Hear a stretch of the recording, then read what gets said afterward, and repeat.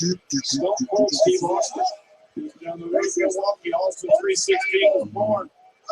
guys. How's everybody? Oh! Oh! Bennett Bros here. How's everybody doing? Welcome to another Bennett Bros Wrestling Corner Retro. Yeah. Third edition. Rule of three, as they say. One, dos, tres. Yeah. Of course, guys, we're gonna talk about last night's pay-per-view. But what's on the topic for today? Well,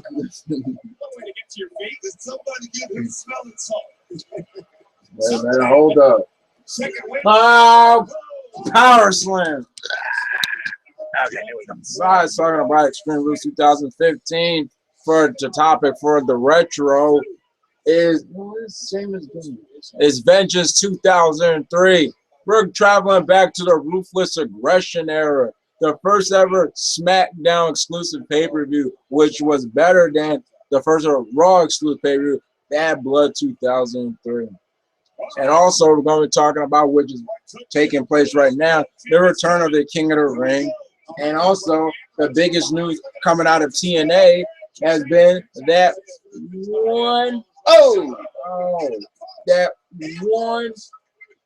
Billy Corgan, yes, Billy Corgan, the front man, the mastermind of the Smashing Pumpkins, is now joined the TNA Creative Team. So we'll be talking about that as well.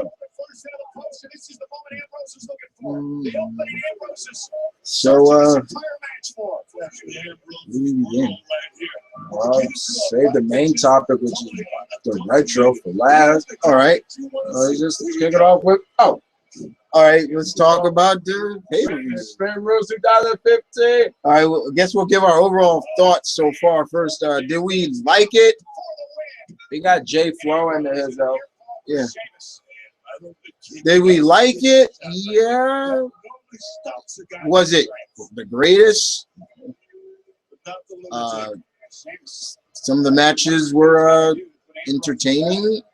Some were surprising. I didn't expect. Was only one title change last night. One title change last night. We were about one match was abolished because of a situation that occurred with Brian. Texas cool. Brian's out right now, so they put in the tag match, which was I was happy to see they did that. But overall, I didn't mind this period. But was it the best? No, it wasn't. Could it have been better? Yes. So let's kick off. Yeah, that was my opinion on it. I thought Extreme Rules, while not special, it was pretty solid. It was not. There's really nothing bad.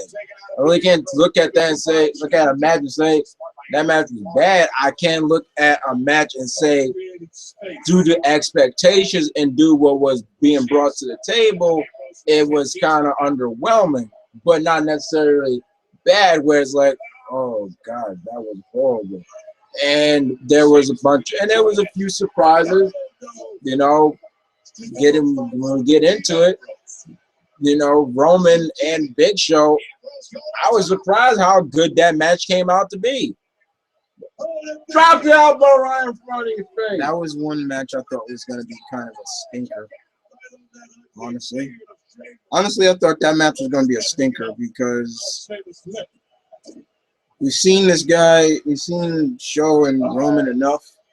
Look out!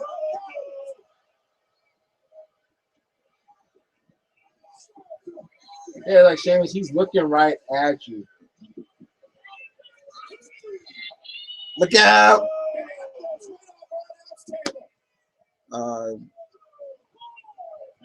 was the kickoff match? The kickoff match. Oh! There he comes. Man. Damn.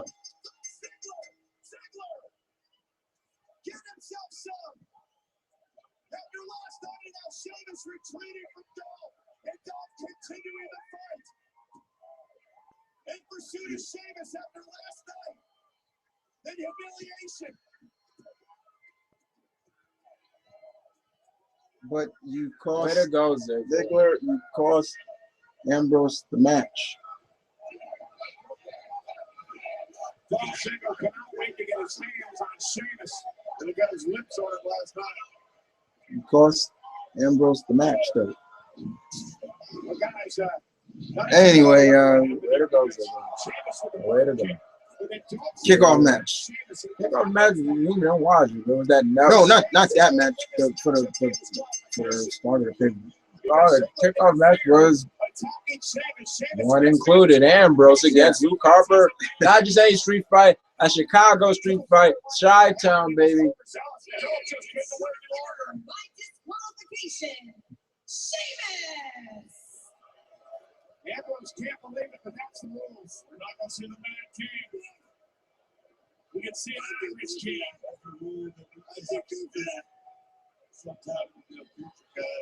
Let's take a look now at the updated brackets. Again, the semifinals and finals take place live on the WWE Network at 8 Eastern.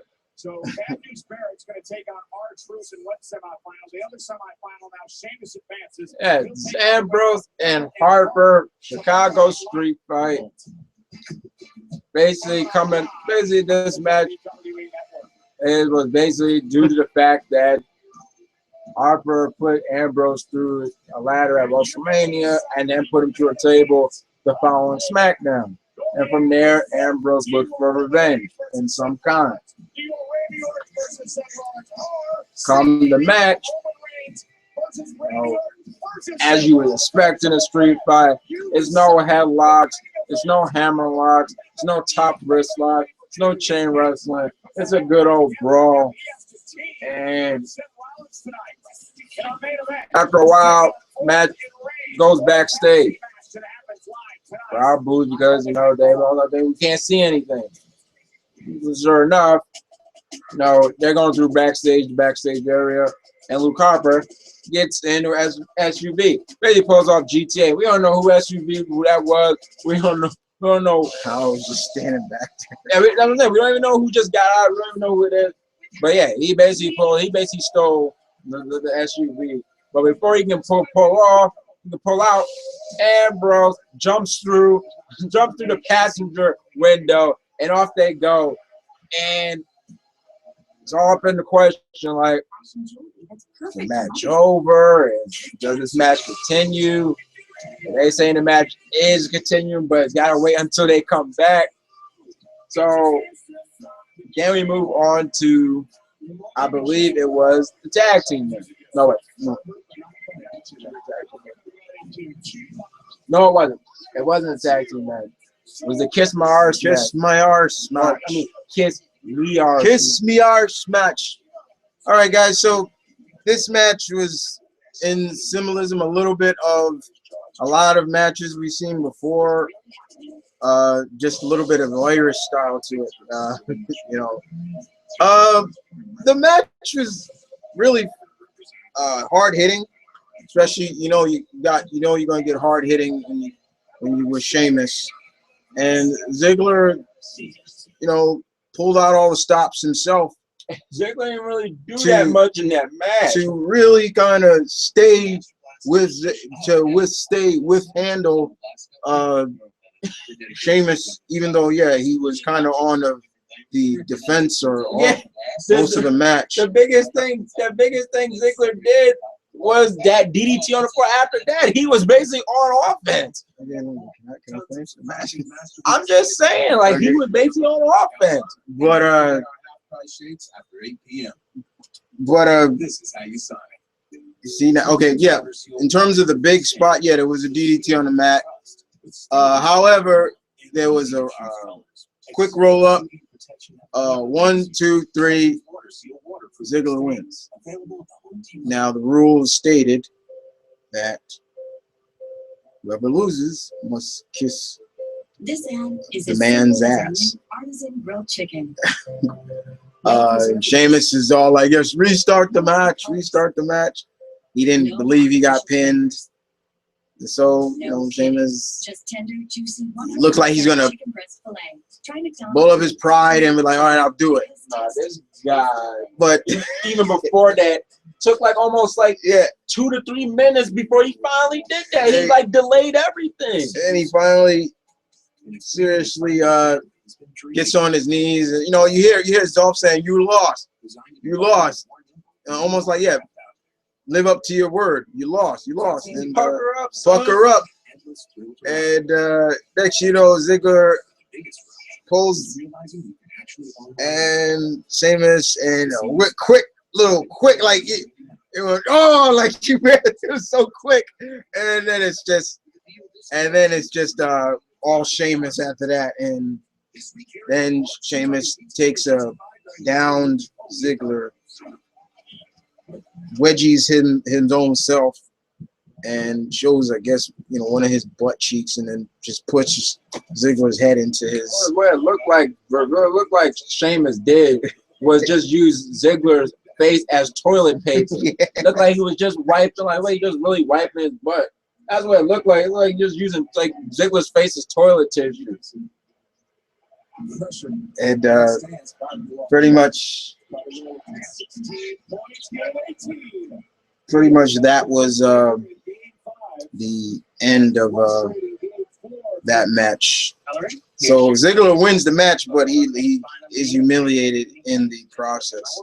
Yeah, he wins the match, but he won the battle, but he didn't win the war, because the main goal of the war was to have another man kiss your ass, literally. And Ziggler ended up on the humiliating end. But it was not a total ripoff, because it fell.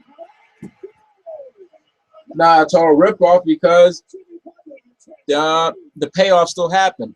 We still got to see another man. If you're really into that, see another man kiss another man's ass, you know, you still got to see that payoff.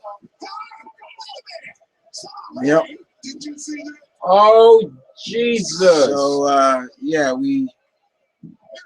so that's the reason, hence why Dolph is so pissed. Well, Gay, he's also, not just that, he's also pissed the fact that Sheamus in a way kind of cost him. Yeah, you know, Sheamus also cost him his King of the Ring match.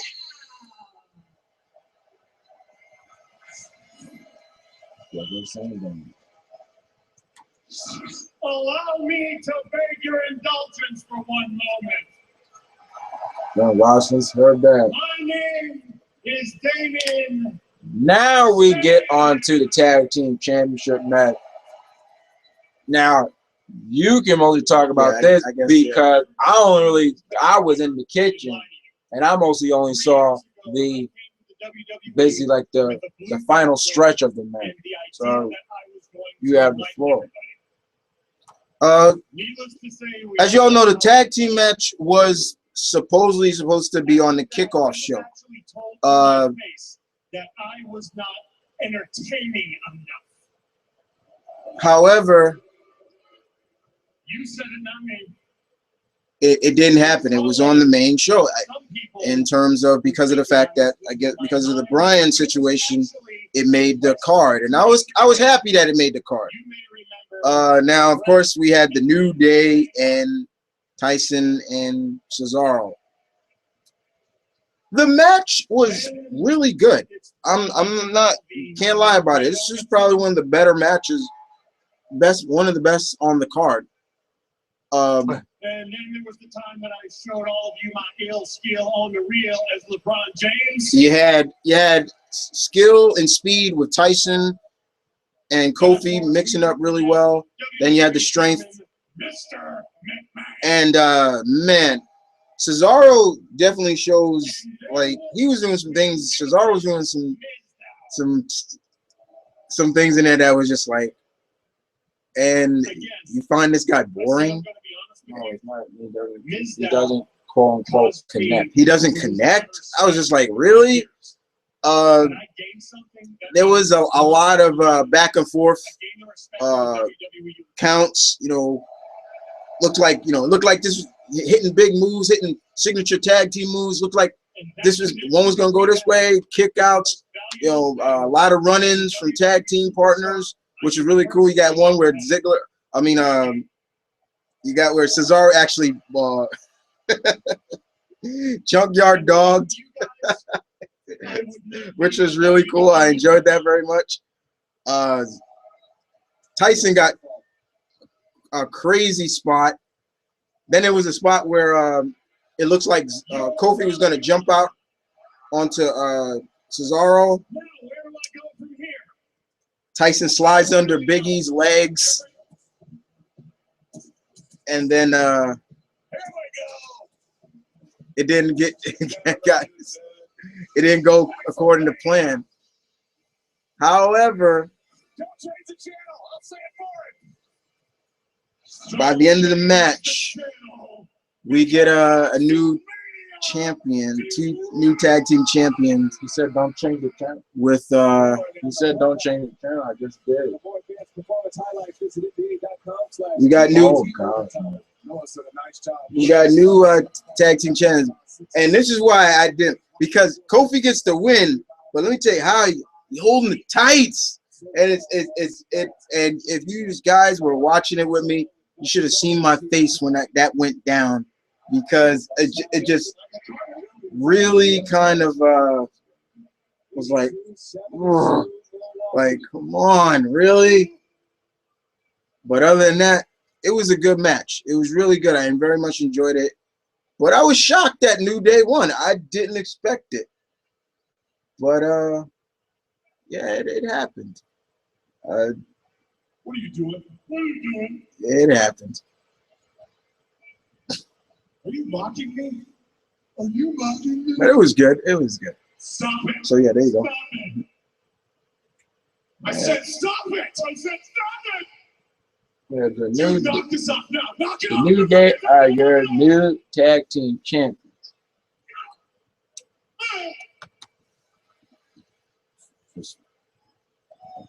Some corn. I know that. I see Sin.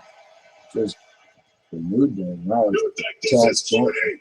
The funniest thing about that was the fact when they're about to celebrate and get in the back. yeah. So yeah, that Renee Young, who I agree with Nate, was looking really great last night. Is interviewing the new tag champion, the New Day, or as Steve called them, the Dew Day, because they do look like Mountain Dew right now. Next thing you know, you hear a car pull up, and it's that SUV. If it was SUV, Jeeps, they all look the same.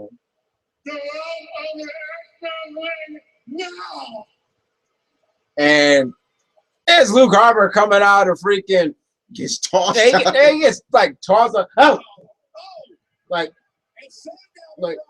he wasn't riding shotgun anymore. Oh, wait a minute. Wait a minute. It's the most lethal finishing move of all time. The atomic.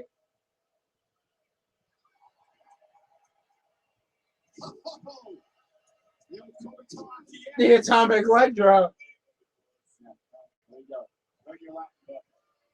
And it's Luke Harper coming out of the back seat, getting tossed out of the back seat. You don't know.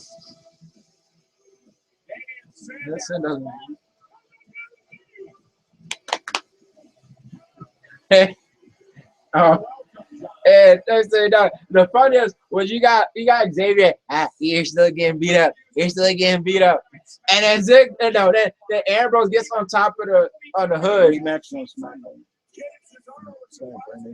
On top of the hood of the car, and he just tried to do his elbow.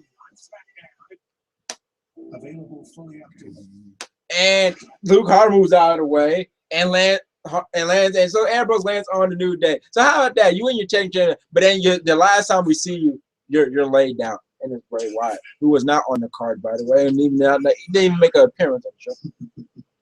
Will you ever realize who you truly are? Will you always just be a man obsessed with his own vanity? You may not know yourself, but I know you. I can see right through you. You're transparent.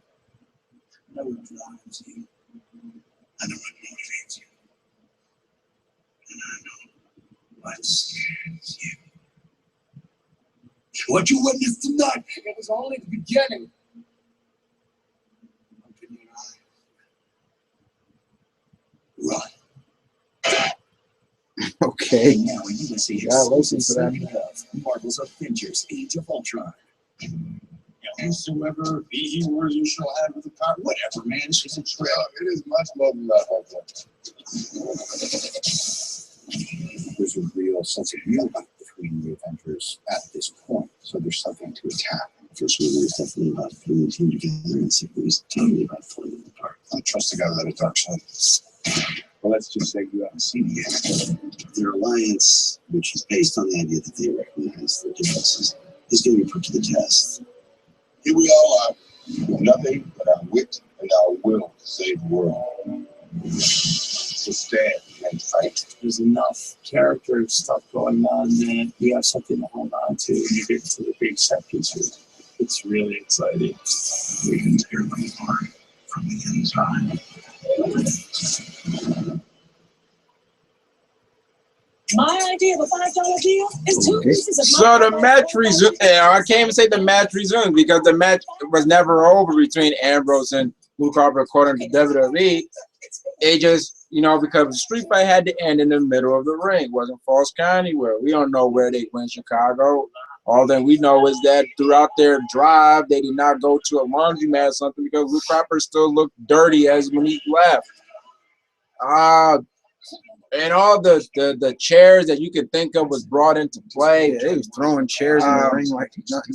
Harper tried to basically bury Ambrose under the chairs, but Ambrose was able to dig out of his own chair grave and was able to throw Harper on top of the chairs.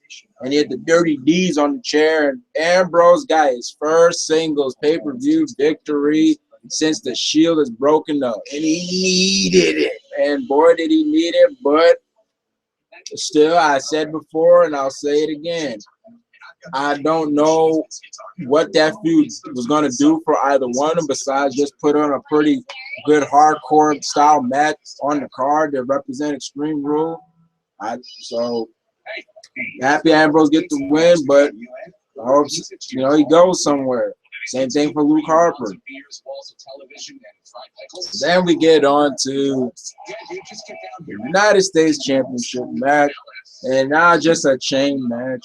No, a Russian chain match between Rusev and John Cena, the United States champion. Now, this is the match where I said it was pretty underwhelming. I really found this match to be underwhelming.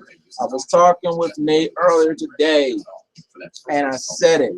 And I told them, in terms of these past two matches between John Cena and Rusev, where's the fire? Where is the fire? Where's the fire between these two?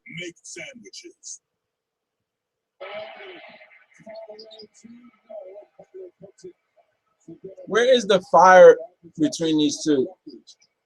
At Fastlane, that was the first chapter. But then after what happened in the build-up, in the weeks leading up to WrestleMania and in the weeks leading up to Extreme Rules, I would have thought that it would have been more physical, feel more heated. These past two matches, it doesn't feel like a heated rivalry. I mean, a heated feud between the two. I thought Russian chain match, the first thing that started off with the Russian chain match, like a test of strength. Then I thought it was going to lead to like a fist fight or something. It's going to go over and everything. But then most importantly, with chain matches and Texas Bull Rope matches, the movement is so limited. So that's nothing that plays. That plays into effect in these matches. That's why I guess some of them are not the best of matches. And one of the major like storylines coming out of this is when the crowd, which the crowd has done before, you know, chant, you know, we want Lana, and Lana gets up and actually first time actually acknowledge it, and Rusev is upset. You know, he's all upset, and he tells Lana to get to the back and everything. And sure enough, later on in the match, you know, oh yeah, and this match, she did not pull up the springboard stunner. I thought he was going to try to, and maybe Bruce was going to pull him. Oh, like that would have been bad. Yeah. That's good. So the ending comes, instead of doing which has become a signature spot or a sequence in these type of matches where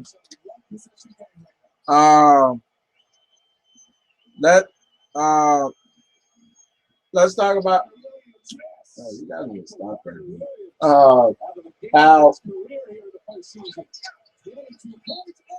most time in these type of matches, somebody is either choking their opponent, have them behind them, and they're dragging and they slap. And when they go off to the other corner, that person slaps, and that's how it goes. This time, what they did was it was kind of Cena's going this way, Rusev's going this way, and they're tagging. And finally,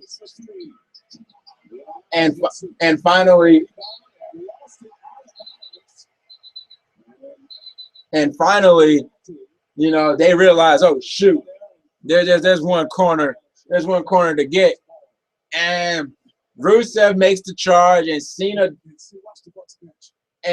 does some little spin to prevent Rusev from finally reaching, and Cena pulls him in, SCFU, and wham, and Cena retains the United States Championship match. But that would not be the end of this match in terms of this feud, because later on we see Rusev, you know, barking at Lana. They say no, Atlanta. Yeah. Next thing you know, we see Lana walks in the authority office, and later on, you know, he asks, you know, she says it's done, and the authority has given Rusev another shot at Cena, but this time in an I Quit match. Rusev, signs your death. Rusev, I knew you was a brute, but I didn't know you were a dummy, because John Cena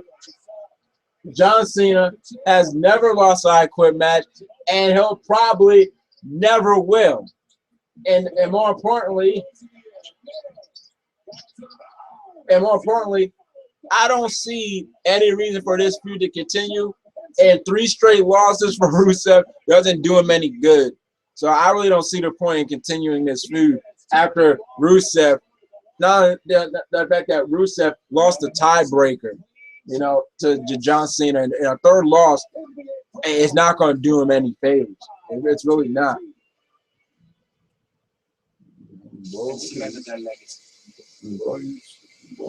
Now, sleeping. Not only do I intend to defy the odds, I intend to defy gravity. Then we get to our next titles match. We get to the Divas title match. Nikki Bella defend her title against the new heel Naomi. Who, if I didn't know, let me do Kurt Angle. If I didn't know any better, I would have thought was not only acting like a female JTG, but also, if I didn't know any better, I would have thought that she stole Sasha Banks' glass and just added some lights to them. You know, there's one thing. Twisted, rusty steel, and rule. Ew, what was that? You saw that, right? What was that yellow thing?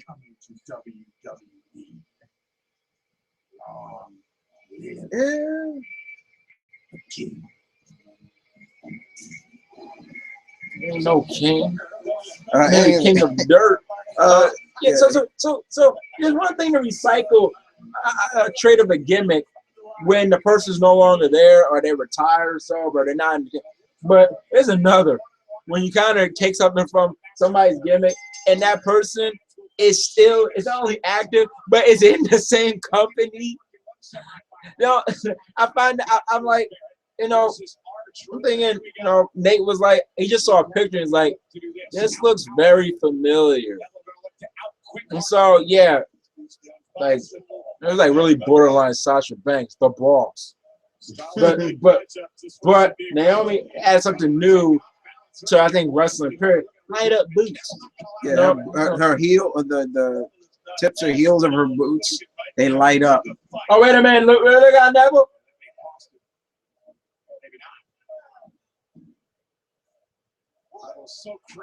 Oh, yeah. So, and then the question is begged: who exactly are we supposed to be cheering in this match? And once again, my theory has been ever since Naomi has turned heel, and that since she is the new heel, because I've seen this before. Oh, that was pretty low. What was that? He booted him in the You ball. sure? It looked like I was mouth. Oh, I've seen this before. A face turns heel, and before they either go against the face they took out, let's say if they heel, let's say the champion that they're looking after is a heel, is represented by a heel team. When they go against this heel, now when they go against the established heel, the established heel takes the role of the face in terms of the match. But that's in case the established heel is like a monster like heel. And that was the case in this. Ever since Naomi's turned heel, she's been going against the Bellas. When she went against Brie Bella the first time, Brie Bella took the role of the face. And then when she went down, she going against Nikki Bella. Nikki Bella played the role of the face. She played the face in peril. You know, she was the one on defense a lot and made her comeback. But then again, the Bellas have not done anything to even be considered faces, even by default. In this case, they're faces by default. And it wasn't the case in this past match with Naomi against Brie, but this match and her first match ever since turning heel. One thing I was going to say about Naomi is that ever since turning heel, I was going to say, what's with all these rest holds? You know, wrestlers can bring the mood down. They can bring the mood down, as the people say. But the match was not that bad. No, the match was not that bad. I mean, no, we saw counters to the finish or actually invasion because I don't know how you can counter running into somebody's butt. Even if you put your hand down, the only way you can counter that maybe just sliding or freaking as Nikki did, just hang on to the rope. But then later on, you know, earlier Brie was checking on her sister. And Naomi, I think, was supposed to jump down and kick Brie, but she botched that, so she just kicked her in the face and she dropped down. And then later on, you know, Naomi is acting right to get Vicky off her and for a breather, and a swap get kicked roundhouse kick right in the face by Brie and right into the rack attack, and still once again no sexual pun intended. And 1, 2, 3. Nikki is still the defense. So even by playing face by default, they still in a way ended in some controversy. Now one can say Brie May would never did that if Naomi did not kick her in the head. But I knew there was going to be some outcome to it, and we saw it tonight. Yeah, it's like no, I'm talking about like a match. Oh yeah, but first was a pie. Yeah, a pie mush. You know, we finally get some notion of how she's dealing with Daniel's injury. Yeah, the first time since Brie has basically been a heel or so, is going with her sister.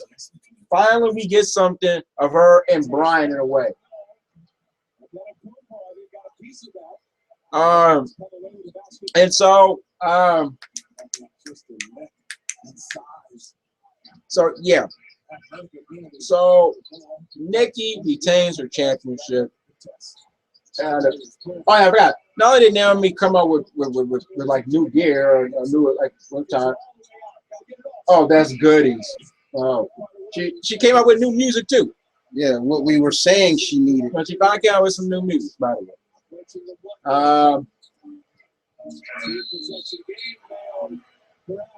Next was basically the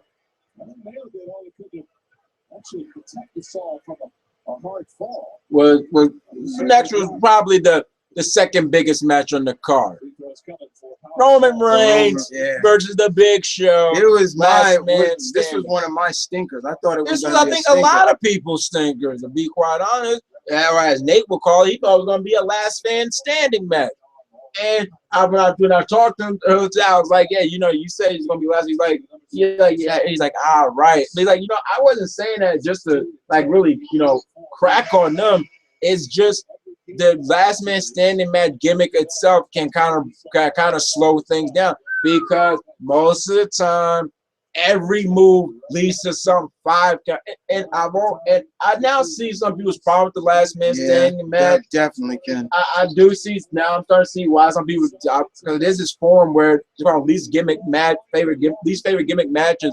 This person goes on by the last man stands probably their least favorite, and I can see like in last man stand. So a simple thing as a body slam or suplex, you know, leads to a wrestler being down for a 5 count.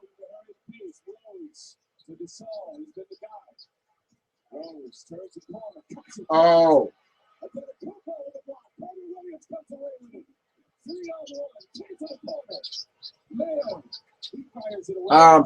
It's sometimes just regular moves leads to some 5 count, 6 count, and then we started seeing some stuff in the Reigns and Show match. That it was a time where Big Show just fell down to his knees. The referee started counting. I'm thinking, wait a minute. That was the first fall, wasn't it? I think that was the first fall for Big Show. That was the first time he was considered down. I think he's on his knees. No, he got to be on his back first. And then there was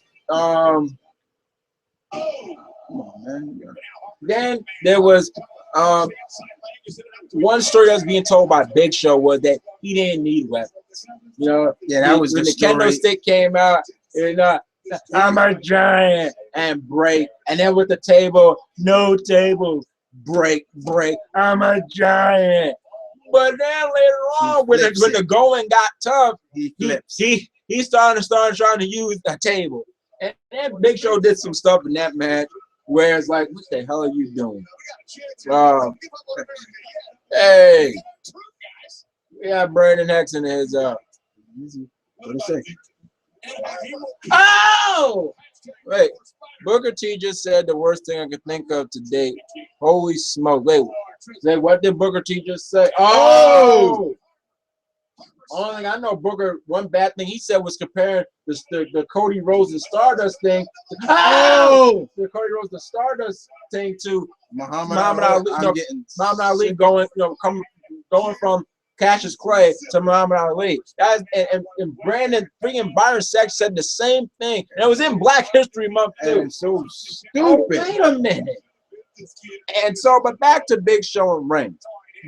Big Show actually climbed up the top rope.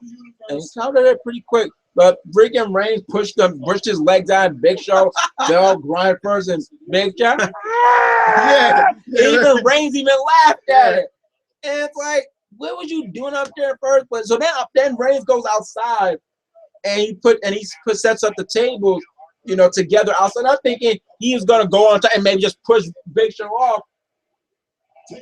But Big Show stopped, but then Reigns pushed him off inside the ring. Oh. Then when Reigns started going on a Superman punch fury, we're gonna go for one more, but then he got choked over the top rope through those same tables. So the irony was he got put through the tables that he brought out. And to be quite honest, I thought that was the end. I thought because that would be a believable finish. But Reigns got up before the count of 10. But then, but then remember this: he goes in the corner. No. You're not going. No. Are you talking about when he was sitting down? He was sitting down, and the referee wasn't counting. And the ref wasn't counting. Big Show goes all the way around. He takes his steel step, sets next to that. And while this is going on, Reigns is sitting against on the other side of the ring. He's on the opposite. Oh! On the opposite side. He's sitting against the steel step, and the referee is not even counting. And it's like, wait, you that isn't he still? He's down, right? He counted Big Show on his knees. Why you not gonna count Reigns while he's on his ass? Here we go, Red Arrow. Ah! Oh man, you get a good one though. You got it good enough to get the win, though. Got the win though, yeah. It's still time.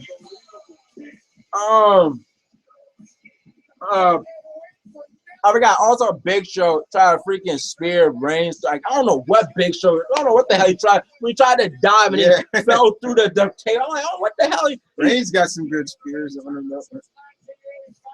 Reigns only hit one spear. That good one.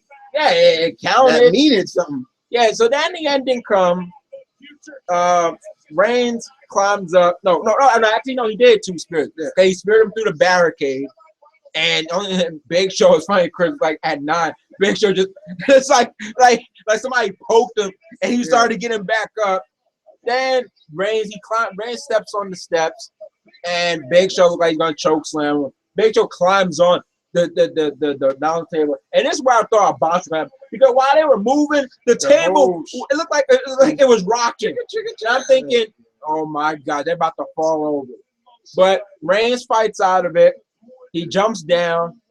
He runs all the way back and runs up the steps and spears Big Show off of the announce table through the span out. That poor span out. That thing needs its own Hall of Fame wing. And I thought that was going to be the end. But sure enough, Big Show gets back up. And while this was happening, Reigns is pushing. Well, actually, Big Show was already up. Yeah. And then Reigns started pushing up. Basically, the ending that I predicted. Yeah. Because that's been the case with Big Show now in last man standing matches. Reigns is picking up the announcement and he throws it on Big Show. Basically took Del Rio's spin. Especially Del Rio's like, give me my pistols. And then when you actually get another look at it, you clearly see that the announcement table is stuck underneath Big Show's foot. Wow. Speaking of Reigns, so Reigns gets the win. And to be quite honest, the match that had low expectations was probably the match of the night. The crowd was into it from beginning to end, and I thought that would not be the case. Then comes the main event. Steel cage match for the WWE World Heavyweight Championship. Seth Rollins defending his title against the one, the only Randy Orton, with the stipulation of the RKO being banned and Kane as a gatekeeper. Now, just remember what I just said. The RKO being banned. The RKO being banned. The RKO being banned. Remember that. Remember that. The RKO being banned.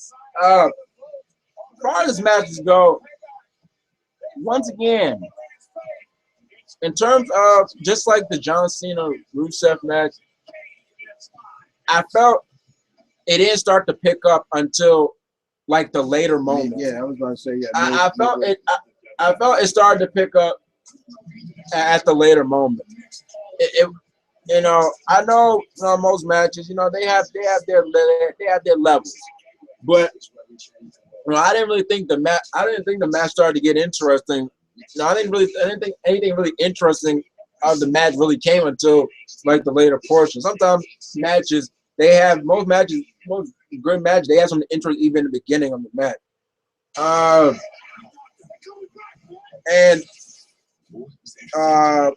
But I did like that they did play up the fact that the RKO was banned, because there was a part where Rollins was going to try to escape and Orton had him by a leg. And just like he did at the go home show on Raw when he pulled him off, and RKO, he could have did that, but then he remembered, I can't do it because he just dropped him off. I felt that was a good piece of storytelling. But then later on in the match, of course, JJ and security came. As I figured, Kane getting pissed off. He's like, all right. He's like, you see Jamie, no, all right, it's time to do our stuff. And then Kane just like, Get away from the gate, from the door. It's just scared me off. So, you know, there was a part where, you know, Randy Orton looked like he's going to do the RKO. And I'm thinking, you're going to cost up the title. But instead, he kicks Rollins in the gut and basically stick it to the Authority. There's a pedigree and a pretty good one, by the way. Gotta give Orton credit on that. And I thought that was going to be the end, but Rollins checked out. Luckily, Rollins did not do his replacement finisher. Then stuff gets kind of chaotic. You know, when Orton's gonna make his way to the door, and here comes Kane. Yeah, no, and what are you doing? No, Randy. I'm thinking, look at this guy. So then Rollins tried to drop the ring from behind, but Orton was like, so he hits Kane, and then you know, there's a fight through the door. There's Rollins and Orton there, yeah, and Kane's pissed off, so pissed off that he slams the door both of them. But I think Orton got a worse, and he got a bigger head. So then Kane gets in, and it's all hell breaks loose, and then JJ Security gets in, and they get double choke slammed. Then Kane choke slams Orton and choke slams Rollins. And when you think it's all said and done for Kane, Kane puts Rollins' arm on him. And I'm thinking, then he walks out. Looks like 1, 2, and the kick out. I'm like, okay. Kane, seeing his job is not done, tries to get him some more Orton. He gets the RKO. And Randy Orton turns into his own move, the RKO or the SKO from Seth Rollins. And Seth Rollins, he escapes through the cage, and he is still your WWE World Heavyweight Champion. WWE basically went around the expected. You know, I thought, you know, Orton's gonna try to go to the door and then Rollins escaped. No, they kind of went around that. Yeah, Kane in a way still kind of screwed Orton a little bit, but in the end, you're not really talking about Kane as what would have been if it was that ending. You're still talking about Seth Rollins because he hit the RKO, and this way the contrary. Remember I said the RKO was banned. Because King even pointed out. Yeah. He said, wait a minute. The stipulation was the RKO was banned. The stipulation was not as if when Orton did it to Shawn, where the stipulation with that was if Shawn uses the sweet chin music, he will be disqualified. Meaning Shawn cannot use the sweet chin. This was just the RKO being banned. That means the move itself. The move itself was banned. So it's like, oh, now wait a minute. And so that was the controversy. But it looks like nothing's really come out of it besides it's being brought up. Like there's no repercussions for it. It was brought up a little bit on tonight, like Kane saying, yeah, you did illegally use the RKO, but there's no repercussions. No fallout from that. There's no repercussions on it. So I thought it was going to lead to like some repercussion. And then there were a lot of memes. There's a meme that's going on. I didn't use the RKO. I used the diamond cutter. Well, it's funny. Nate put it even before that meme came out. There's one way to get around RKO ban to turn to Orton. Just use the diamond cutter or just use the stunner. You know. Oh, you tell about when Orton did a pretty good pedigree? I just said that. Yeah. I just said that. That was a good one. There's something that I really noticed about Extreme Rules. Remember, Extreme Rules in Chicago. Chicago wasn't that much of Smart Central. Yeah, it was not a lot of smart marks. They probably were there. They maybe just didn't really act like, you know, what we usually get. Not a lot of CM Punk chat. We only got one CM Punk chant. And that was during when Luke Harper and Ambrose, when they left the arena and they was showing Michael Cole and we got a CM Punk chant. Cena got a pretty good reaction there. I was shocked at that.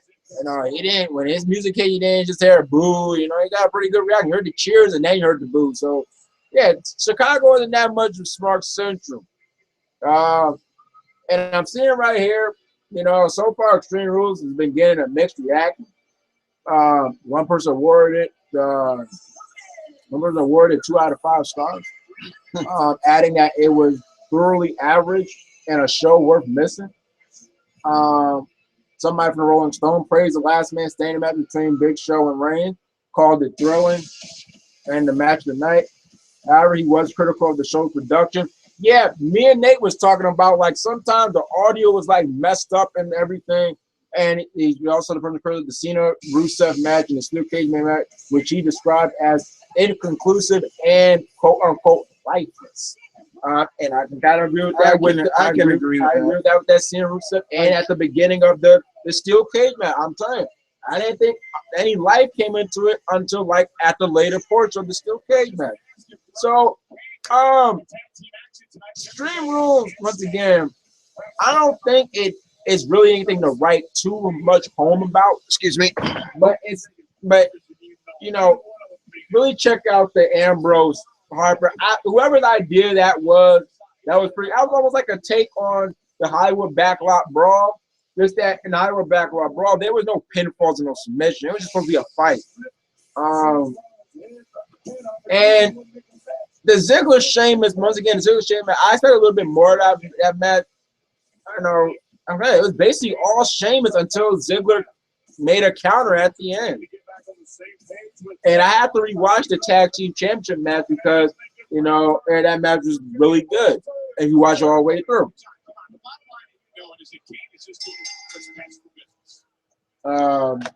Yeah, so that's about it for Extreme Rules 2015. You know, they're going on saying that Russian chain match was brutal. It was not brutal. It was not brutal. And to be quite honest, you know, Extreme Rules didn't really come close leading up to the Extreme. If you count the Roman Reigns, if you don't count the Roman Reigns and Ambrose. So that's about it for Extreme Rules 2015. Now going on about now that the first round of the King of the Ring tournament is done, the revitalized King of the Ring tournament. I'm sorry. Which found out almost at the last minute when they showed the promo of what's going to be coming this week on W Network, and they said, yeah, Tuesday, live action, the King of the Ring. And first I'm thinking, wait a minute, King of the Ring, something like this. Don't you think you should have maybe promoted this like how you did with Jericho and Stone Cold podcast? You like announced this like 2 weeks beforehand. And so yeah, now that the first round is over, and you know, Luke Harper and Neville, as what I saw, was really good, and I think probably that was probably the best match of the first round. And there goes my prediction. No, I had the prediction that this was just going to be built. This was just going to be a setup, another chapter to the Ziggler Sheamus feud that is going to lead to them in the finals. Just like how when Sheamus became King Sheamus, it was a way to do for Sheamus and Morrison feud. But no, that's not the case. And Ziggler, you cost Ambrose the freaking match. You couldn't have waited. You couldn't have found a way to screw Sheamus and benefit freaking Ambrose. I won't be surprised Ambrose, you know, tries to retaliate on Ziggler. You know, I really don't. But how about the King of the Ring being revitalized? How about that being revitalized? Trying to come at the last minute. No, wait a minute. Well, they promoted at the last minute, but I found out looking back that apparently some article came out in January that announced that WWE was thinking about revitalizing the King of the Ring. I wish it was back to being a pay-per-view status instead of televised. Now it's almost seems like it's more of the network exclusive. It starts on televised stuff, but then it ends on the network. It ends on the network. Now one can look at that as just another way of, you know, helping out the network. True. I mean, it's got awards now, so hey, they're doing something right.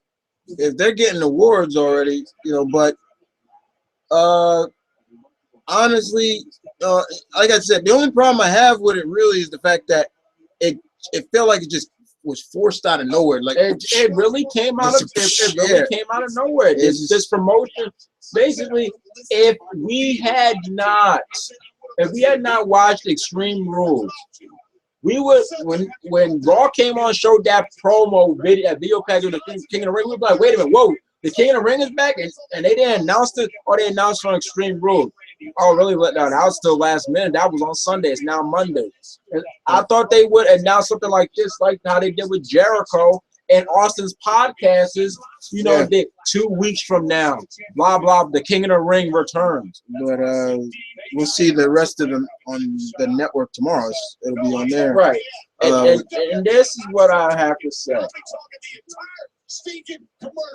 Okay, if the King of the Ring is back, look, it's back, but you know, I remember somebody, you know, other group in the wrestling that was like, maybe this will do something for the mid card. I said, it only does something for the mid card if something comes out of it, and that is where I will reserve my judgment, because so far, but if nothing comes out of it, I'm going to have to ask, what was the point of bringing the King of the Ring back if nothing's going to come out of whoever wins this? So far, who's made it to the semifinals? So far, the semifinals makes up of Neville, Sheamus, Barrett, and Truth.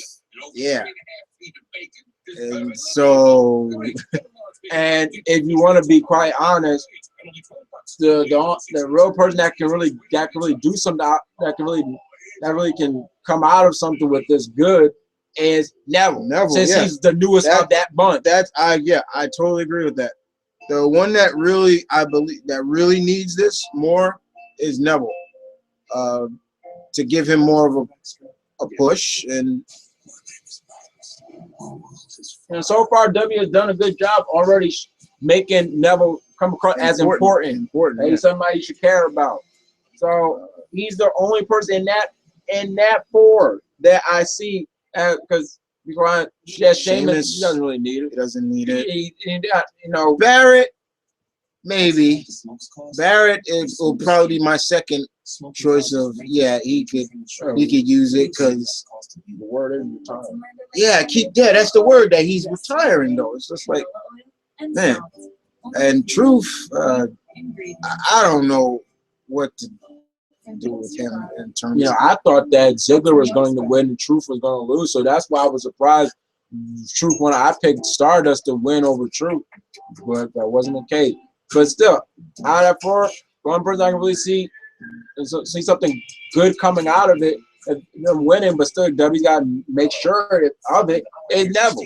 But still, if nothing comes out of it, what is the point of bringing King of the Ring back? My opinion would be just like the Andre the Giant Memorial Battle Royal. Nothing against Andre the Giant, God rest his soul. But how you gonna base something on him and nothing really successful comes out of it? Look at that. Even that. Look at Big Show. Even him standing by a trophy's not even successful. You know, it's like, what's the point of it? What's the point? It just seems like they put everybody that doesn't have a meaningful match on WrestleMania at WrestleMania on the card. That's the only thing is look like the Andre John Moore Battle Royal is. Granted, the first one I really enjoyed. I didn't watch the second one because it was on the kickoff show. Now, we don't watch the kickoff show. But other than that, we'll see where this goes. This King of the Ring goes. I mean, that is my opinion. If it can't come back as a pay-per-view, all right. Can't do anything about that. But if nothing comes out of the winner of whoever wins the King of the Ring, nothing successful comes out of them winning it, I have to ask, what was the point of bringing it back? They keep advertising it, and it's on here tonight. The King of the Ring has helped a lot of. You always say that. They go down a list, and all these guys have pretty much amounted to something. But if you want to keep that trend going, do something. The last meaningful King of the Ring winner, and it wasn't even the real King of the Ring, like pay-per-view, was Booker. Because at least something came out of that. He won the Worldweight Championship. King. And then you got Brock. When Brock won it, the stipulation was if Brock won, whoever won that King of the Ring would have got a title match at SummerSlam. And Brock won, and he beat The Rock. So Brock and Booker T are the last two King of the Ring winners. They actually meant something. I thought it would have. Regal I found out would have meant, but I found out that he got suspended for something, and that kind of canceled his push. So that's a little messed up. Sheamus found out that I found out that the King of I was supposed to bury him. That was supposed to be a joke. You know, what is this? Come on, man. So you'll see where this goes. Yeah. That's basically it. Hopefully something good comes out of this. You know, I hope it does, because the King of the Ring used to mean something, and the operative word keyword used to, and I'm hoping that they look at it more like, okay, we can use this to our advantage. Oh, wait a minute! Now, Tony, you said something I wanted to read out loud. WWE heads to watch NWA chain match. Legion of Doom versus Ivan and Nikita Koloff. That was a chain match. Oh yeah, I remember that. I know that the Koloffs and the Legion of Doom had a pretty intense feud. I also know Nikita Koloff had a pretty intense feud with Dusty Rhodes too. And Magnum. Yeah, Magnum. I think more with Magnum too. Next, so what's the next topic? Billy Corgan. Oh yeah, we're gonna talk about a new creative behind TNA. Billy Corgan. Any fellow rock fans? Oh! Any fellow rock fans out there that like myself? I'm gonna stop doing this. And out you go. It seems like Billy Corgan, the head front man. No, it's not. No, you can't even use it. Seems like it is. It is. Get out of here. The front man for Smashing Pumpkins is now with TNA in terms of creative.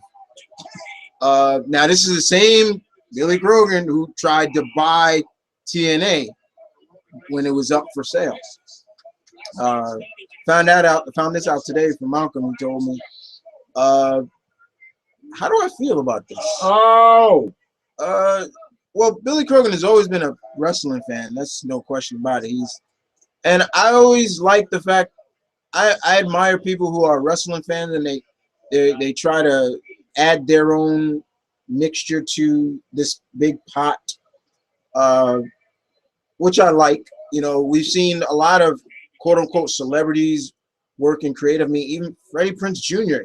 was worked for WWE. Even just him. Yeah. It was Freddie and Sarah Michelle. Yeah, Freddie and Sarah Michelle Gellar, the couple, worked for WWE. It was like, whoa, okay.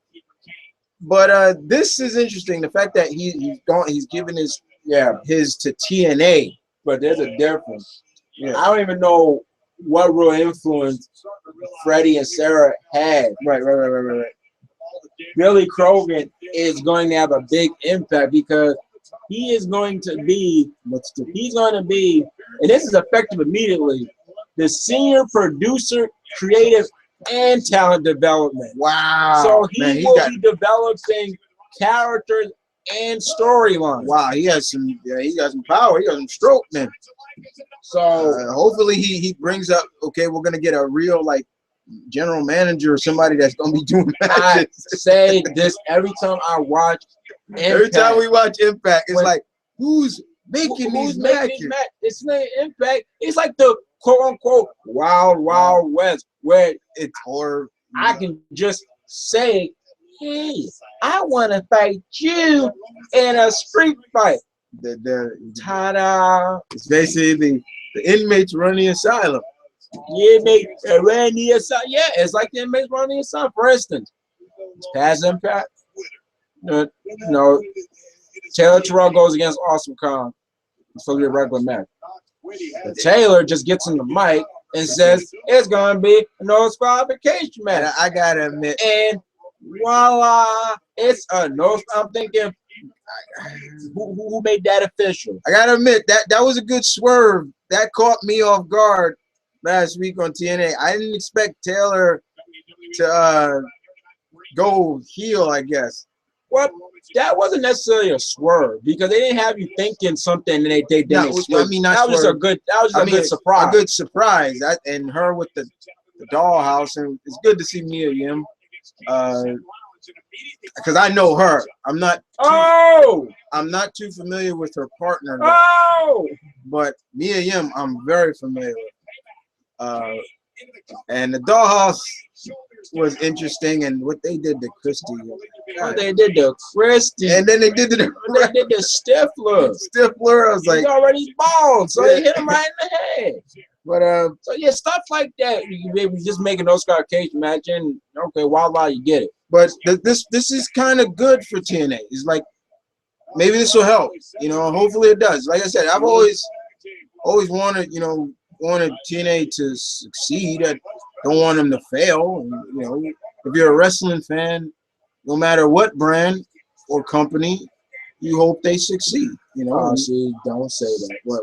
Because I remember somebody saying that when I was looking at the review for Bound for Each Other. It's like, no, because I don't want CZW really. Okay, all right. Somebody said, CZW the abomination. Okay, let me rephrase that. You gotta watch out. All right, let me rephrase. Yes, because I'm not a big fan of CCW.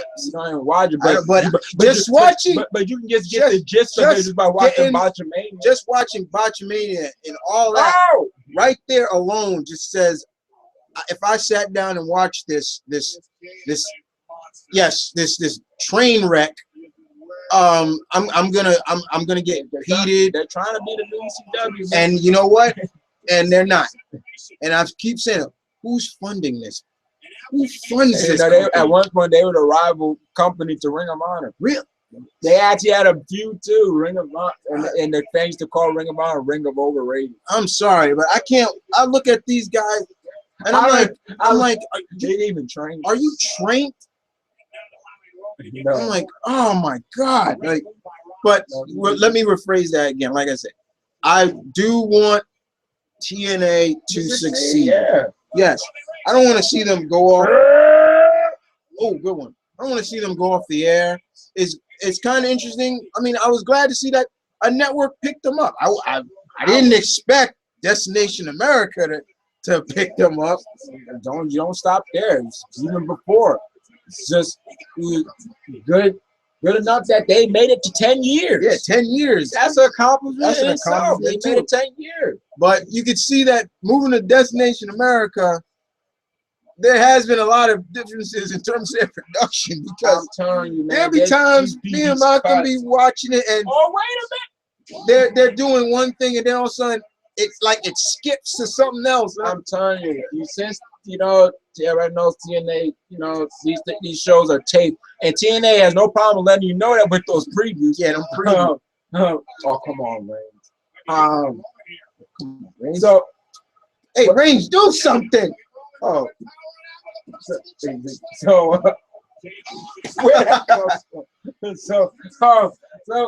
But there's these times where, for instance, one of the funniest segments when they first, the second night they were on at Destination America, you got, Eric Young cutting a promo why he turned heel, and after he's done, they say no, I got her. No, that told me the truth. Oh, Bobby Roode's like, wait, how did that happen? Like, wait a minute, something got cut. Yeah. But the only issue is seeing, because Destination America, when we watch it, do a good job promoting TNA. They show these commercials and everything. You can tell it's doing. They're actually. It's kind of interesting because one. Oh, they actually incorporate their other shows. Okay. That also helps promote. That does. Well, it depends on how you do it. That American don't want to enjoy it. But the only problem seems with the TNA moving Destination America is that spoil some stuff. Oh no!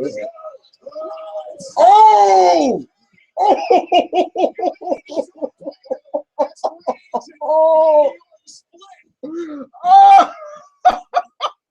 Oh my! He didn't hit Kane.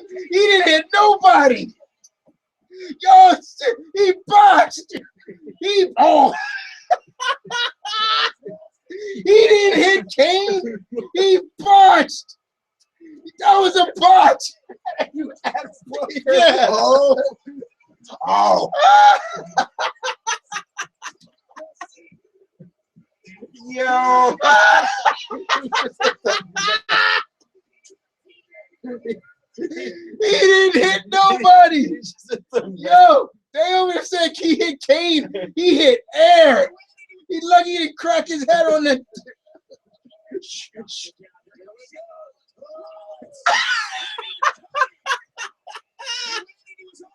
He didn't run into nobody. He grazed down his Oh, he stomach. grazed Look, him. watch. Oh, yeah. He didn't hit nobody. Ah. He hit air. Oh my God. That's going on Boston. That's going on Boston Vader for real. Because you know how sure it's going to be a box if they don't show it on the replay. Yeah, they'll show it on replay. Oh, yeah, they are. He just.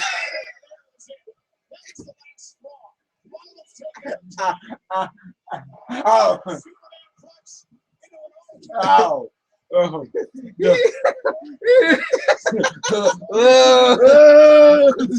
Oh. Oh. So It's gonna be a triple threat match. oh wait. No, at this rate, it might be a fair forward. Yeah. The only problem it seems there's been, and I've been here because most of friends, you know, been hearing this from.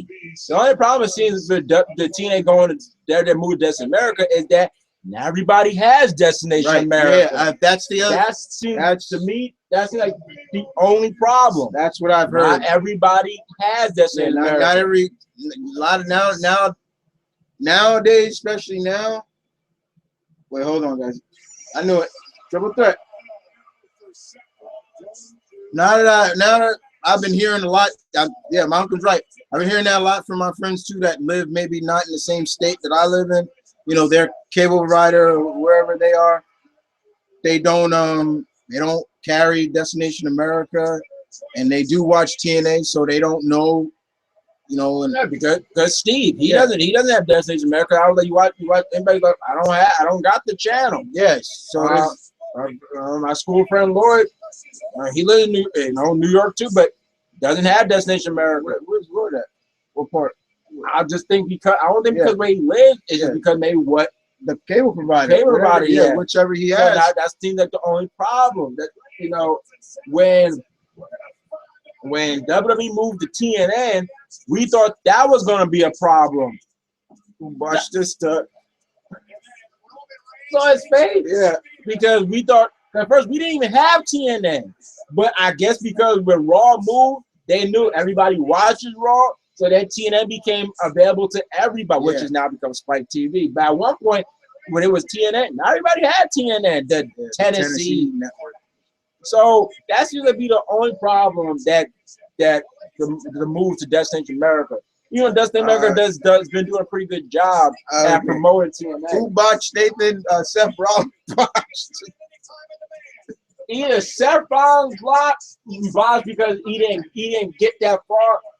But one can say, you know, Kane, if he saw he could just move down a little bit, go on there, I'm gonna just remember it. Basically, Seth was supposed to go out and do his suicide dive, and from that look, he looked like he hit nobody. The only thing it looked like he did was just hit Kane. It looked like his elbow may have grazed. Just hit Kane's nipple. Yeah. That was it. Just hit that blue man. That's He it. nearly cracked his head on the. And then all you hear is Booker. Oh! He hit nothing. He botched. like a dud. Yeah, he just looked like a dud. Oh, He looked like Bullet Bill. Just went, I mean,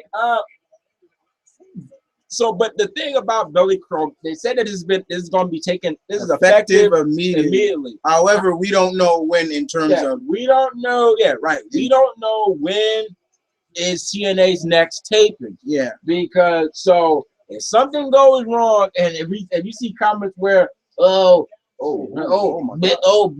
look what you're doing now, they'll be wrong because those tapings have already happened already. Right. So. Like, that was the same thing I think people get, like, remember the same thing when I told a couple of guys before, like, you know, Joe's not with TNA no more, and they're just like, what are you talking about? He's right. And it's like, no, he's not with the company It's anymore. Like, the episode when Homicide came, that had to be the first taping they did after Joe left. Yeah, that way they explained it. Yeah, Homicide. Homicide was always a member. He was an original member of the BDC. He was just on the injury. He was just on the injury. Like, how is he a original member if he's hurt? It's like, what? We didn't see him. Hey, everybody, I'm hurt, but I'm part of the BDC, and when I come back, I'll represent. Yeah, it looked like some psycho. I look like some ghetto ninja. Ninja. Yeah, pull out his batons and But Billy Corgan, he's a creative guy. He also, I don't know if he still does, but he does have his own independent promotion. It's in Chicago. And I will not be surprised. He does a lot for the X division. Yeah, I think that's going to be one of his bread and butters right there is the X division. And I have no doubt. And this is the reason why I say this, I got proof, but I have no doubt that he'll probably do stuff for the knockouts because in his Fed, he does have women in it, and they are an important role to it. And also, it's pretty good that one of Chili Melissa came as a guest, and I know, and I think became champ over there too. So, Chili Melissa, yeah. Because today, but yeah, so I won't be surprised, you know, especially the X division. There's like a certain X division because be quiet, you can't even tell me what's the X division. Like, what's the actual division? Yeah, what's the division? Because we got who's the champ? Rockstar Spud. It seems like only people I can name as contenders are Loki, Zima, Manic. Maybe one of the Wolves now. Yeah, of course, yeah. Okay, he is looking for that division. The Davey, that's it. And if TJ Uno is still and he does have a partner now, so and even King. Okay. I don't know what King's doing. So, and on and off Aries. Yeah.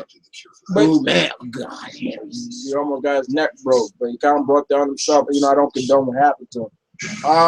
So yeah. So Billy Corgan is now part of TNA Creative Team, and not just part of the team. Is basically the head cheese. He's basically the head, the creative staff. But Pritchard's been long gone. So he's been long gone. It's not Russo. Not Russo. No, it's not Russo. So yeah, we Also, I found and also I think about that China wants to return to TNA. Wait, what? Yeah, it's about China wanting to return to TNA. Really? How about that? No, how about that? Yeah, really give a good comment on instead of Tony Stark. How about that? That's it. Yeah. Right now, China don't get no love. She came as Kurt Angle's mistress, but then they changed to his partner. Because I'm like, what do you mean mistress? Like, what do you mean by that? Okay. But now we get to what? No, there was some comments. No, there was some comments we did not read. Yeah, I was about to go. Yeah, I know it's about the Ruthless Aggression era. Yeah, Synchron. Yeah, let's talk about Ruthless Aggression era and how it was pretty much erased, not just the network, but from history as well. For some reason, they act like those years never happened in WWE. Wait, huh? Wait, when? What? Wait. Wait, Sim, what do you mean? What do you mean WWE acts like the Ruthless Aggression era never happened?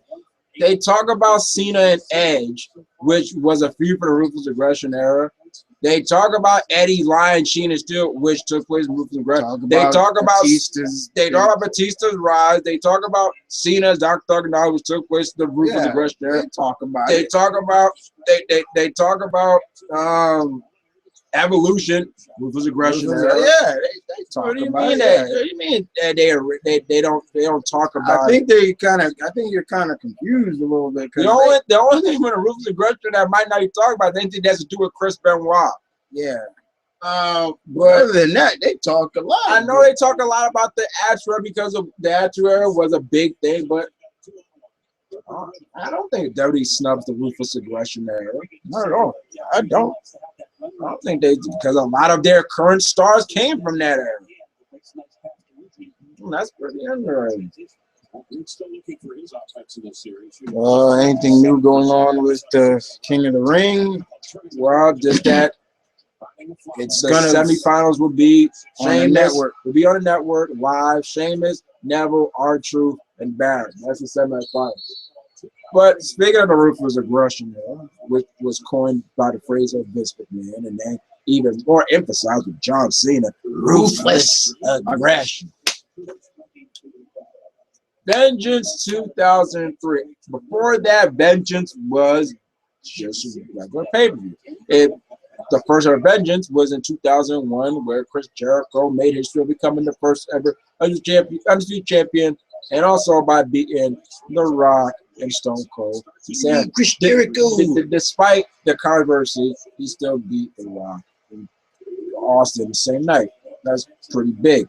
But then 2002, it came in July. Then 2003, it became a SmackDown only. But what's funny is it became a SmackDown only in 2003. But in 2004, it went to a Raw exclusive. I'm like, wait, what? Vengeance 2003. This was the first ever SmackDown exclusive. Bad Blood and Vengeance are what started the brand exclusive pay-per-views. Bad Blood 2003, not that good. I still have to watch it all the way through. But, I did watch one of my favorite matches from the pay-per-view was the Goldberg Chris Jericho. I actually just like that build-up period. But then Vengeance 2003, here was a pay-per-view I remember the build-up of. And the pay-per-view, I always saw highlights of it. I'm like, damn, that was like a really badass pay-per-view. And, and I saw some match, on YouTube, some matches. I saw the John Cena Undertaker match. I saw the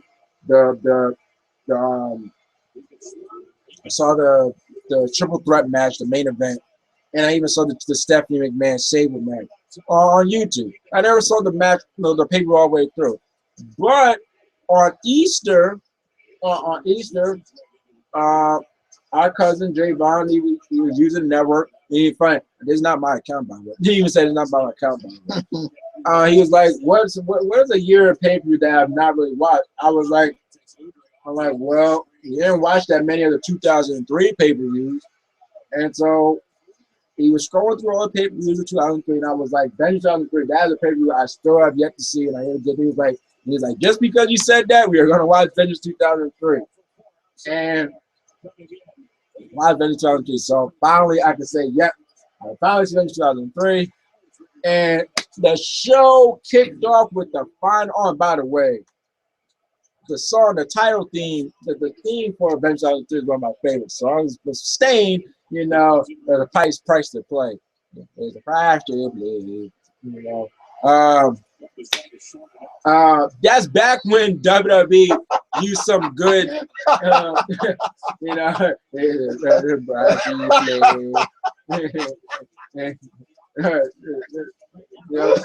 how it applies to you, please. That's back when WWE used, the themes that went with the pay-per-view. It made sense. It got you into the pay-per-view. Now WWE's been going with a lot of this pop and these songs that don't seem to mix well. No respect to Fall Out Boy, but on there really from that on, Bow! Irresistible! No, irresistible! And they say no, and then they say no. Bow! I'm like, wait, what does that guy do with Extreme Rules?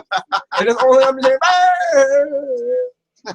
I'm like, so, and it's even for like, whatever happened to the rock songs that we used to get for the pay-per-views? You know, meant something. Bad Blood 2003. It had the famous trap song. Come on, I got it. And we're having chicken fries. Hold on. Trap, the famous trap Headstrong song. You know, back off. I take it. That is a real good pump up. People use that to work out. They really do. You look up like top 10, like 20 fight songs or a pump up song. That's on there. So songs like that, you know, even some, you know, Limp Bizkit's "My Way" and you know, all these other songs. Now, yeah, every once in a while you get something like, okay, this actually fits. But you get Irresistible. What does Irresistible got to do with being extreme? Bow, bow, bow. It's like, that's all I'm hearing. What's in the drop? But the pay-per-view kicks off with the United States Championship Tournament final. At this time, the WWE brought back the United States title, but this time under the WWE brand, wasn't the WCW. And they needed to crown a champion. They had a tournament and ended up with the late Eddie Guerrero versus Chris Benoit. They're not strangers to each other, you know, former running mates, former radical running mates, period. And you knew Eddie and Benoit, like, man, this is a great way to kick off the show, you know, it's gonna be great. And it was great. But the funny thing about this match was, for an opener, you don't see that many ref bumps in opener. I mean, referee got knocked down. Then Benoit go for the headbutt, and Eddie pulls the ref in the way and it drops right. I'm like, oh my god! Because I used to know, I knew this happened because I watched the highlights. So, and then Rhino came out, and then they're gonna spear Eddie, and he spears Benoit. And one of my favorite Eddie moments, because it was even used later on his Titantron. All right, I'll take it. Hey, I'll take it. And bam, frog flash, 1, 2, 3. Eddie was crowned as your first ever. This is before Rhino got really deranged. Well, no, before he came back to being deranged. Remember, his original character was he was a little cuckoo. Yeah, but now back on NXT, good. I'm like, who are you looking at? And so that led to Rhino's heel turn. He turned on Benoit. At the point, Benoit and Rhino was like had like a little alliance that they had a respect for each other. And, you know, but Eddie Guerrero was crowned as you're the first ever WWE United States champion.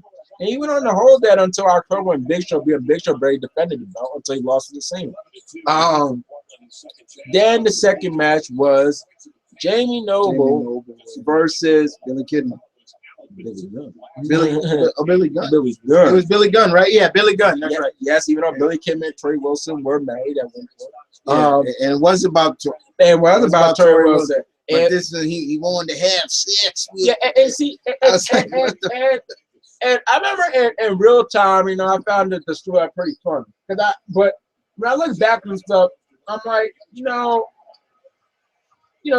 I understand, you know, come on, what's the phrase? Suspending your disbelief. But storylines like that, it just makes, I guess WWE's an uncaring company if they're allowing matches where if this person wins, they have to be so-and-so sex slave. Yeah. Or if they get a one-night stand, like, man, I'm like, who allows that? Like, who allows that? Who allowed a guy, Jamie Noble, seem like a lecherous perv? Yeah, you know, a perv. Yo, come on, baby. He's doing that stupid ass. And the briefcase, I got all my pantyhose and everything. I got all kinds of tools and toys in here. I'm like, you hear this stupid? It's like handcuffs in there. It's like, man, it's like, WWE allows stipulation. The company and story allows that stipulation. This was definitely sounding like Russo, right? Only Russo would come on with some shit. Oh no, Russo would have been bad on the pole. I think they made that happen. Yeah. But the match was all right. Jamie Noble and Billy Gunn, they worked the big guy with small guy, but heel small guy was big, face guy pretty well. And Nydia came out there, and because I can understand, like, you're with me, but you want to have sex with another woman, or in public, you want to say it out in public too. It's like, how would I feel about it? And it's funny the spot where freaking Noble flat out kisses Tori, and he turns around, he gets slapped by Neil, only to turn into a slap by Tori. But then he does the O'Connor roll. He knocks Billy Gunn into Tori Wilson. He gets the O'Connor, gets the 1, 2, 3, and so he gets his wish. But later on SmackDown, it led to actual foursome: Nydia, Tori, Billy, and Jamie Noble. I remember that payoff. I remember when Billy Gunn broke in the hotel room that they were supposed to meet in, and then Nydia got involved. And next thing you know, we think, oh no, what's happening? Next thing you know, we see them all in the bed, we're like having a good time. We're like, I guess they just came from having a foursome. Group sex.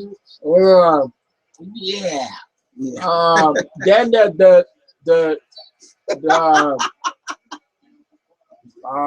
wait, I'm going to the car. Come on, baby.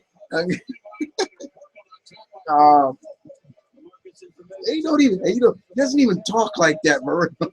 He does have an accent, but it's not that strong. It's not that strong. It's not that strong. Well, he sounds like some back.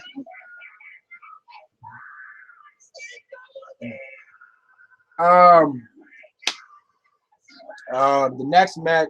No, so I guess I can't say that I blame Noble for finding Tori Wilson. It was just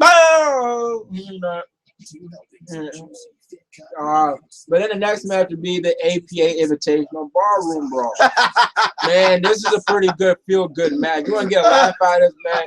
We're seeing people getting whacked in the back of their heads just out of nowhere and stuff. Yeah, it's pretty fun. And who knew that freaking Brother Love will be one of the last contestants to make it out of that? Ain't getting that. It's really funny, man. You had the participants where I'm going to read off these names.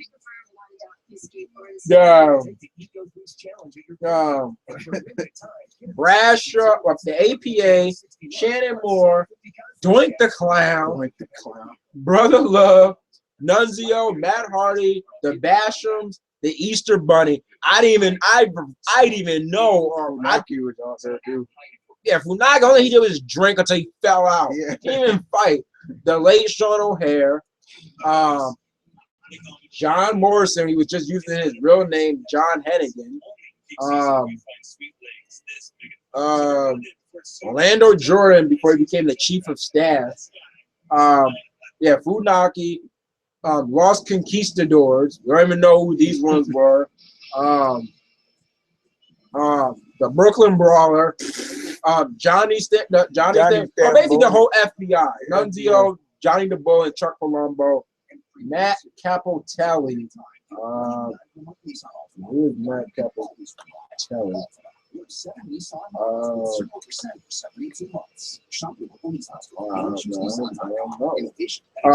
Spanky, Brian Kendrick, and the late Canyon.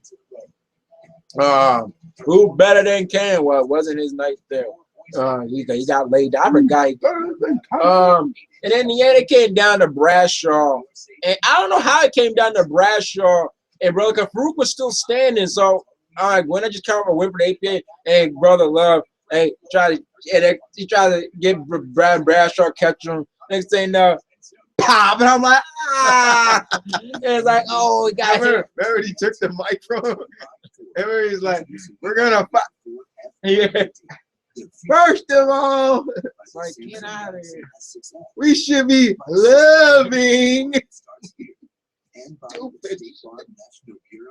So he just wanted to be black. That's all he wanted to do. He just wanted to act like he was wanted to be some black like rapper. I love you. I don't. All that red.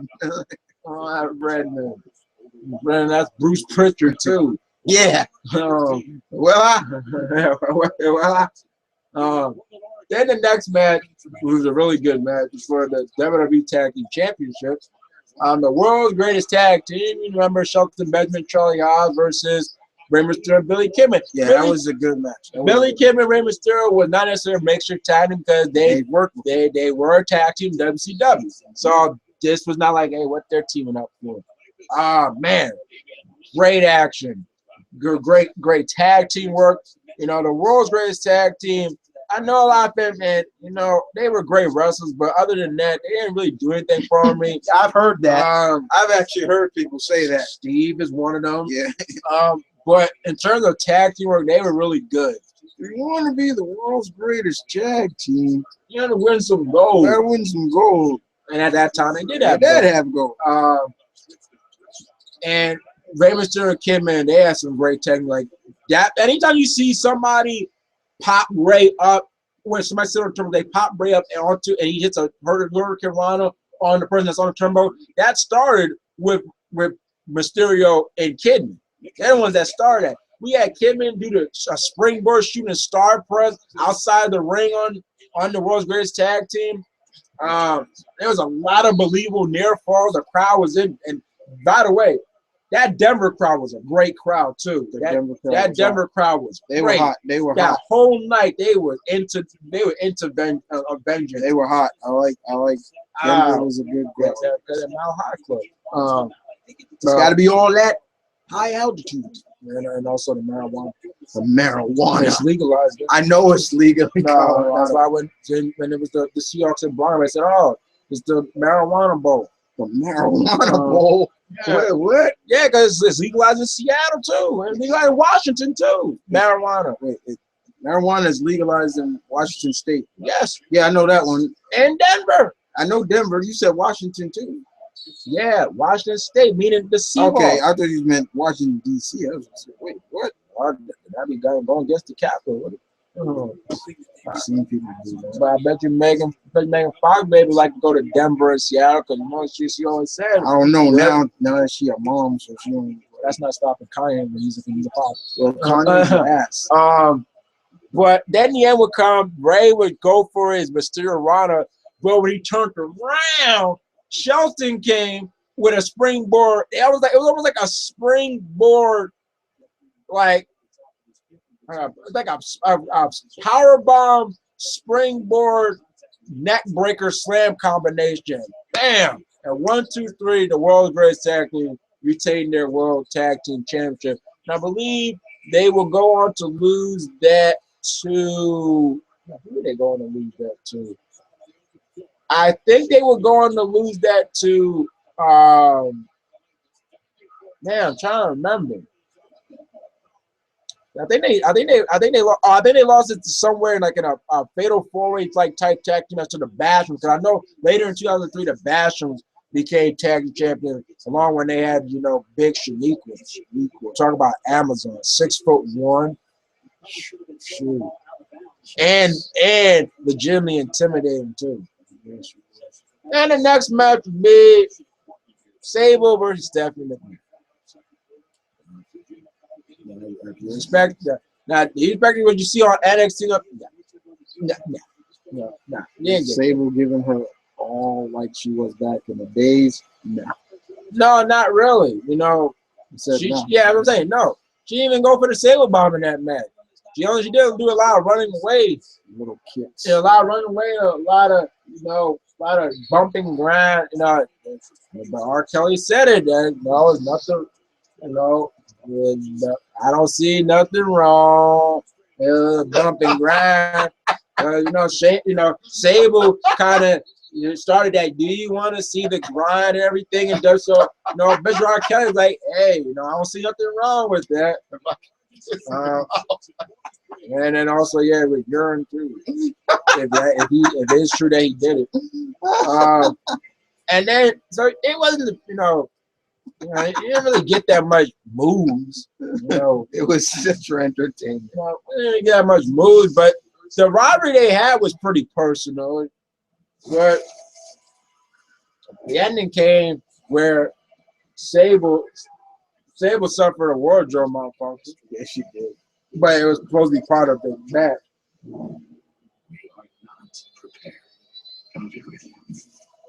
And I go with the man.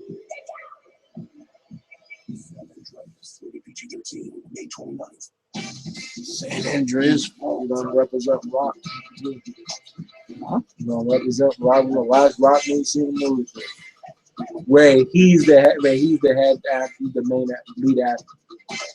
You see, I think said Dwayne Johnson, and the last was Scorpion. I just wanted to see Walking Tall. That represents the people's chair. Good man for that. Represent. So yeah, Shay will get a wardrobe malfunction, and while Dave Hebner, they say chivalry is dead, but he's being a man. Takes off his referee jersey to cover up Sable, and Stephanie turns around, wham! A-train, like a real train. Yeah, man. Yeah, what a bump. Like, man. I want to take it easy because you're the daddy's little girl. You're a female. No, he hit her. I'm like, goddamn man, like wham. And Sam looking around like, what happened? Oh, but Stephanie's down in 1, 2, 3, and Sable wins. Next was kind of the first, if you are a believer in the double or triple main event, but this was like one of the first of 3 like headline matches. It was a battle of respect. The big dog, The Undertaker, versus the young and brash, upstart, Johnny Boy Cena, Dr. Thugonomics, Word Life. The match, I love the promo of this match, and I remember the build up. It was pretty good. Oh, piss on my. I want to claim my territory. Piss right on the mall. The match was mostly dominated by Taker at first, and then when Taker hit the chokeslam, he wouldn't go piss Cena like that. He pulled Cena up. He could have just flat out beat Cena, and it kind of came back to it. He did say, he's gonna beat him up. He's gonna beat him up. That's gonna shut him up. And I'm gonna bust him up. I'm gonna bust him up. But that's how Cena got in control. Undertaker kind of made a mistake by pulling him up.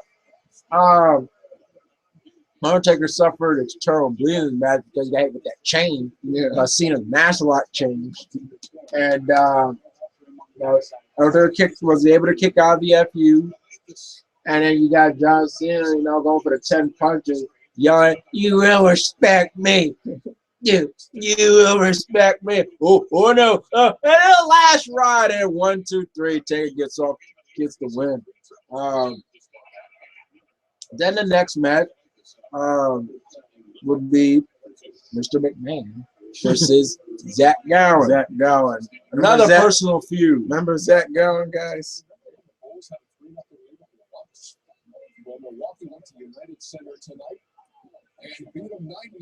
EJ.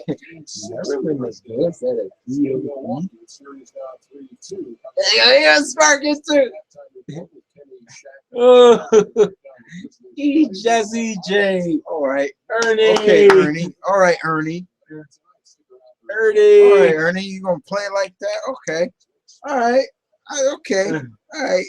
Now when they start bullying you now, I'm gonna enjoy it now. Next time Shaq gut shot you, I'm laughing at you. He got payback when he cracked that freaking vase over there. I'm gonna be laughing at you now. All right. You got a point.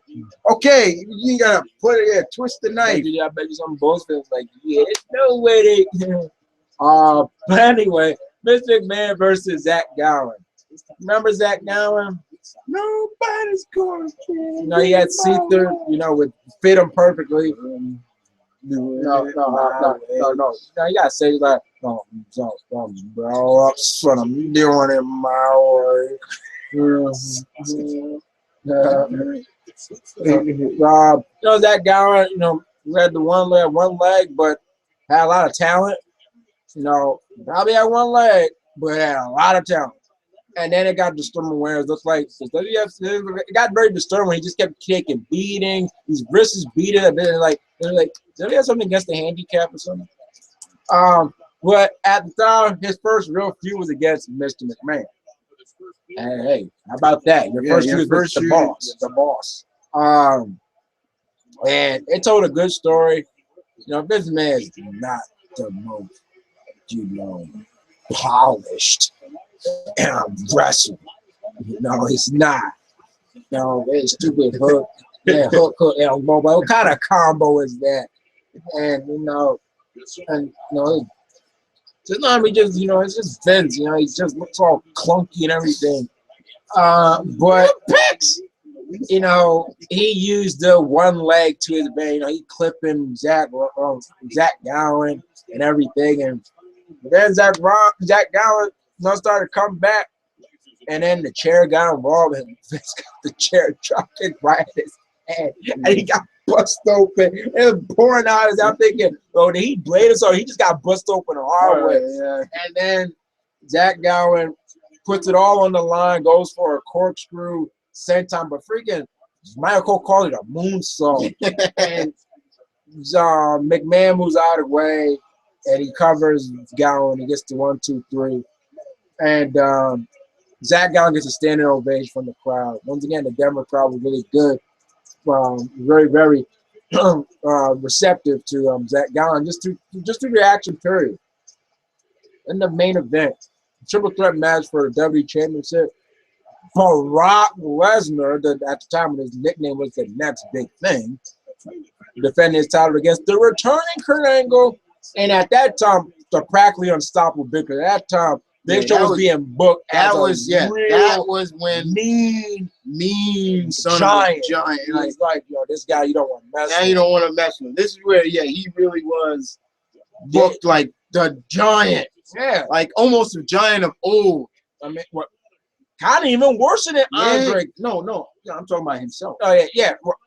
Even worse than him when he was the giant, because all he did when he was a giant was come on. So, and it fell off the Joe Louis Arena. and Hogan, help.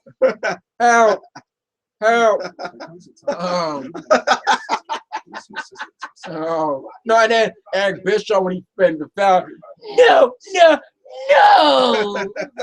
But then we got to move on to something else. Like if a death just happened, who just says, but we just got to move on to something else. Like, what is that? But yeah, Big Show at that time was really. But in the build to this, the ring collapsing match, all that led up to this match. And man, this match was fast and furious from the get-go. Highlights of that match: Brock doing a running power bomb on Big Show. Kurt Angle and Brock and whacking Big Show there with trash can lids. Kurt Angle cracking the crap out of Brock with a chair shot, freaking echo throughout the arena. Double choke slam by Big Show. Big Show got Angle slammed through the table. Then the ending came where Angle slammed. Kurt Angle actually won pretty decisive. Yeah, and you don't hear that line in triple threat match because the Angle slammed Big Show, and then the Angle slammed Brock Lesnar and got the 1-2 on Brock Lesnar. That's pretty decisive. There is no doubt. He Angle slammed one guy, then the other guy get the 1, 2, 3. And sure enough, that would lead to Brock Lesnar's heel turn, where Kurt Angle stopped being my friend when he took the WWE Championship from me. I reckon if you have not seen Vengeance 2003, and you have the network, go watch Vengeance 2003. That's one hell of it. That is, you want to talk about where the in-ring action is great, where it's mostly it's the ring, and it's all about the in-ring action. There's really no wacky backstage segments that just like, what was the point of that being on there? This is the type of pay-per-view So you didn't say yes? So, Vengeance on the 3, highly recommended pay-per-view. This is also Highly recommended. they're giving me a new year. Yeah, I'm confused. So it's not happening? No, it is. Is you to fight me? Yeah. Yes, yes, he's going to fight me. I'm so confused. So, yeah, Vengeance 2003. I recommend you. If you have not seen Vengeance 2003, man, and you have the network, go to 2003, just type up Vengeance 2003 and watch that pay-per-view. You will not be disappointed. And at that point, SmackDown was well, I didn't really know that until the point, but SmackDown, but it makes sense because at that time SmackDown was the better show. SmackDown was clearly better show because at that time Triple H just had a stranglehold on the World Champion. That was the entire I think. So yeah, Vengeance 2003. Man, this has been some night of playoff moves. It is some night. And then our nightcap here on TNA. This is so nice. I was like, man, Cole, this is so great. Yeah. That's about covering it. Covers it for the quarter. We'll see how this King of the Ring ends. We'll see who will walk out the new King of the Ring and see if it goes somewhere. Maybe I'll do a video on it, guys, or so. But on Monday. yeah, it was. Hopefully, like I said, my biggest concern and main concern about this King of the Ring is that it has some sort of progression. Like there's a big outcome for whoever wins it. You know, it's just not. Oh, he's winning, but later on, it's just. It's just. But I think the one thing that you see when whoever it is, just on their graphic, 2015 King of the Ring winner, and that's it. Not like it leads to something, right? You know, like Cesaro, yeah, the Andre Giant Battle Royal, yeah, that's just on his graphic. But what else? What else is it leading to? So yeah, other than that, that about covers it for this edition of the retro edition of the corner. Like always, this is a monthly thing, and this is the brainchild of one Nathan Banks. So the first. He's still laughing at oh,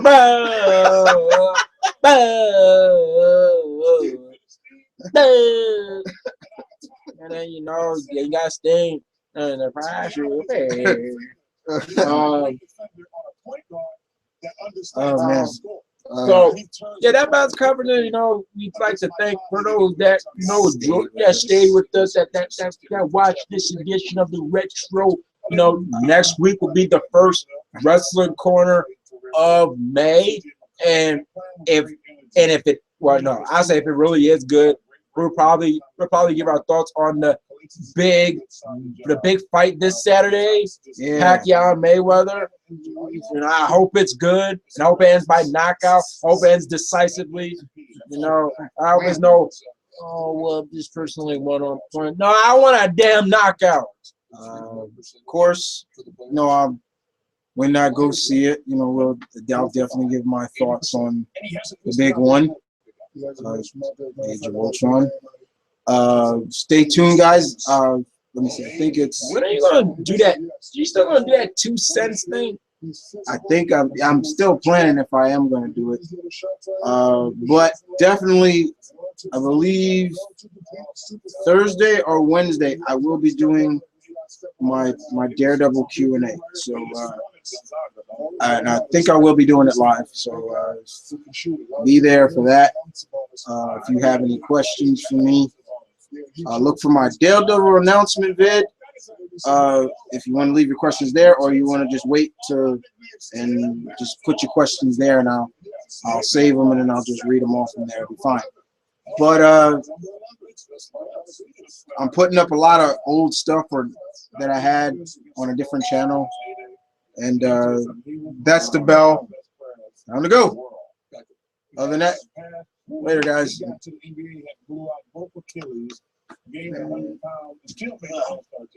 What? That's like bonus outside. The bonus you talk about is unconfirmed. There ain't no footage of that. The cigars outside was a big